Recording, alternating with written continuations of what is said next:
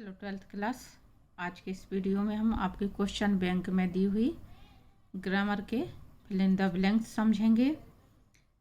ये आपके वर्ड इस तरह से दिए होते हैं कोष्टक में, आपको करेक्ट वर्ड भरना रहता है, लेकिन इसके लिए ये ज़रूरी है कि आपको ये नियम पता हो, क्योंकि ज़रूरी नहीं है कि यही सेंटेंस आपके एग्ज़ाम में आए।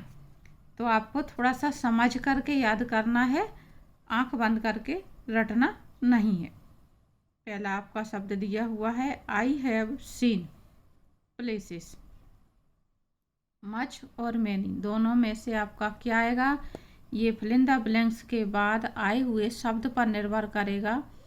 प्लेसेस शब्द आपका काउंटेबल है, क्योंकि इसमें एस आ रहा है प्लूरल बनाने के लिए, तो काउंटेबल नाउन होती है, उसके साथ में हम मैनी का प्रयोग करते हैं, और अनकाउंटेबल होती है तो हम मच का प्रयोग करते हैं। यानी गिनती वाली कोई भी वस्तु का नाम बाद में आ रहा है तो हम मैनी भरेंगे, और जिसको गिनती नहीं किया जा सकता जैसे ऑयल वाटर, तो उसमें हम मच का प्रयोग करते हैं। तो यहाँ पे अभी आपका आएगा मैनी, क्योंकि यहाँ पे एस आया हुआ है। तो आपको ये ध्यान रखना है, अगर यहाँ पे काउंटेबल नाउन है तो उसमें प्लूरल बनाने के लिए एस का प्रयोग दिया होगा। नेक्स्ट है आपका the boy the bird, catch catches catch. Correct verb भरनी है आपको। द बॉय सिंगुलर शब्द है, तो ये प्रेजेंट इंडेफिनिट का सेंटेंस हुआ, तो यहाँ पे आएगा catches. The boy catches the bird. अगला है knowledge is a dangerous thing, तो इसमें आएगा आपका अ लिटिल। ये आपकी एक प्रोवर्ब है,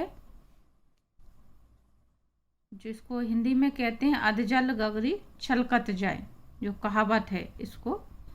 तो इसमें a little knowledge is a dangerous thing. Uncountable के साथ में हम लिटिल का प्रयोग करते हैं, और काउंटेबल के साथ में हम फ्यू का प्रयोग किया करते हैं। अगला है आई थिंक इट रेन टुडे। फिर से आपका डिटर्मिनर्स आ गया, मॉडल्स आ गए, मे, माइट और can't. I think it rain today, तो यहाँ पे संभावना बताई जा रही है, क्योंकि थिंक शब्द आ गया, तो यहाँ पे आएगा आपका मे। माइट का प्रयोग पास्ट टेंस में होता है, और कैन नॉट यहाँ पे आ नहीं सकता, क्योंकि संभावना वाली बात की जा रही, पॉसिबिलिटी है, इसलिए इसमें आपका आएगा मे।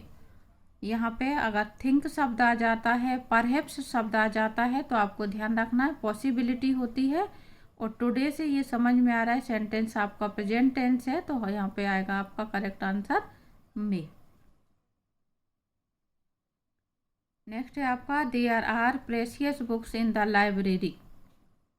प्रेशियस शब्द आ रहा है बहुमूल्य, तो यहाँ पे एनी का प्रयोग किया जाएगा। There are any precious books in the library. भले ही आपका सेंटेंस अफर्मेटिव है, मच का प्रयोग यहाँ आएगा नहीं, एनी और सम में से एक चीज़ आनी है। तो एनी का प्रयोग हम जब करते हैं जब सेंटेंस में नेगेटिव अर्थ निकले, सम का प्रयोग जब करते हैं जब पॉजिटिव अर्थ निकले। तो यहाँ पे सेंटेंस नेगेटिव ना सही, लेकिन प्रेशियस शब्द आया हुआ है, इसलिए यहाँ पे एनी का प्रयोग आएगा। There are any precious books in the library. Next है आपका my brother is engineer. Articles बनना है आपको ए एन द, तो द यहाँ पे आना नहीं है, आपको ए और एन में से एक आना है। अब क्या आएगा? जब हमारा नाउन का उच्चारण स्वर में होता है, वोवेल के रूप में होता है, तो हम एन भरते हैं, और जब कॉन्सोनेंट का हमारा उच्चारण होता है तो हम ए भरते हैं, और कोई निश्चित चीज़ होती है तो हम दा का प्रयोग करते हैं। तो यहाँ पे आपका आएगा an. My brother is an engineer. Next है आपका did you buy sugar from the shop. ये सेंटेंस आपका इंटेरोगेटिव है, तो इंटेरोगेटिव के लिए एनी का प्रयोग किया जाता है, इसलिए यहाँ पे आएगा any. Did you by any sugar from the shop. Next है आपका I don't like of them. Sentence आपका नेगेटिव है, नेगेटिव में नाइदर का प्रयोग नहीं होता क्योंकि नाइदर अपने आप में नेगेटिव शब्द है, इसलिए इसमें आएगा I don't like either of them. You stop smoking, इसमें आएगा मस्ट। कोई भी अनिवार्य चीज़ होती है, आवश्यक है, ज़रूरी है, तो उसके लिए हम मस्ट का प्रयोग करते हैं। तो you must stop smoking. Next, you are going a match today. Going के बाद हमेशा टू प्लस वर्ब की फर्स्ट फॉर्म का यूज किया जाता है। ये जो सेंटेंस है आपका, इसका जो स्ट्रक्चर होता है हमेशा टू प्लस V1 आता है। Going two plus V1, going के साथ में टू नहीं लगा है तो हम टू ये लिखेंगे और वर्ब की फर्स्ट फॉर्म, तो यहाँ पे आपका टू प्लस प्ले आएगा। नेक्स्ट है आपका my friend lives New Delhi. जब भी लिव शब्द आता है और स्थान का नाम आता है, अगर एक ही स्थान का नाम आया हुआ है तो हमेशा इन आएगा। अगर एक ही सेंटेंस में दो स्थान आए हुए हैं, एक बड़ी जगह है तुलना में और एक छोटी जगह, तो बड़ी जगह के लिए इन और छोटी जगह के लिए एट। लेकिन कोई भी एक ही स्थान आया हुआ है तो हम सिर्फ इन भरते हैं। तो my friend lives in New Delhi, ये आपका प्रपोजिशन है। अगला है work hard lest you fail, इसमें आएगा आपका शुड। ये आपको बहुत अच्छे से ध्यान रखना है। अगर लेस्ट शब्द दिया होता है तो बाद में आने वाली जो भी हेल्पिंग वर्ब होती है वो हमेशा शुड ही होती है। नेक्स्ट है आपका राम प्रिफर्स मिल्क। प्रिफर शब्द के साथ में टू का प्रयोग होता है। ये आपकी डिग्री है, कंपैरेटिव डिग्री। देन का प्रयोग नहीं होता इसमें। प्रिफर के लिए हमेशा टू का प्रयोग। प्रिफर, जूनियर, सीनियर, सुपीरियर, इस तरह से ये 4-5 जो शब्द हैं उनके साथ में हमेशा कंपैरेटिव डिग्री में टू आता है। नेक्स्ट है मिस्टर डेविड इज यूरोपियन। इसका उच्चारण हो रहा है यू से, यूरोपियन। तो यहाँ पे यू का उच्चारण यू है, इसलिए इसमें ए का प्रयोग आएगा, एन का प्रयोग नहीं आएगा। बच्चे यहाँ गड़बड़ करते हैं कि ई से प्रारंभ है इसलिए एन भर देंगे, तो ये नहीं है। यहाँ पे ई साइलेंट है और यू का उच्चारण यू होता है। तो जब भी इस तरह का उच्चारण होगा यू से, कोई भी शब्द यहाँ पे ऐसा हो, उसमें हमेशा हम एन भरते हैं। ये आपका आर्टिकल्स का फिल इन द ब्लैंक्स है। नेक्स्ट है आपका आई हैव फ्रेंड्स।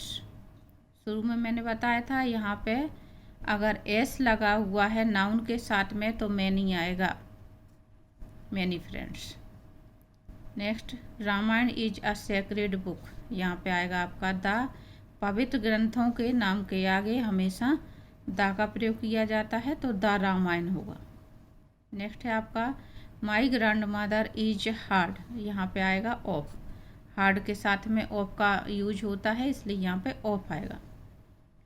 और नेक्स्ट है God bless you with a daughter. May का प्रयोग।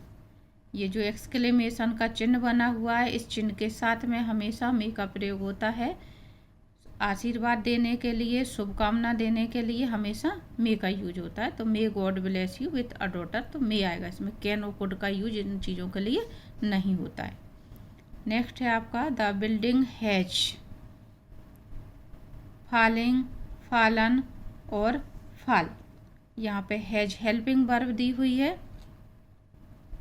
हैज के बाद वर्ब की थर्ड फॉर्म आती है, तो the building has fallen down. और नेक्स्ट है the he distributed sweets children. यहाँ पे आएगा अमोंग। जब दो लोगों के बीच की बात होती है तो हम बिटवीन का प्रयोग करते हैं। यहाँ पे चिल्ड्रन शब्द आ रहा है, इसलिए इसमें आएगा अमोंग। तो इस तरह से ये आपके फिल इन द ब्लैंक्स जो आपके क्वेश्चन बैंक में दिए हुए हैं वो कंप्लीट होते हैं। ये 10th और 12th दोनों क्लासों को बहुत अच्छे से याद कर लेने हैं, लेकिन पूरी बात आपको तभी समझ में आएगी जब आप अलग से डिटर्मिनर्स का, आर्टिकल्स का, प्रपोजिशन का वीडियो देख करके इनको अच्छे से समझ लेंगे। यहाँ पे ये सेंटेंस रटने से काम नहीं चलेगा।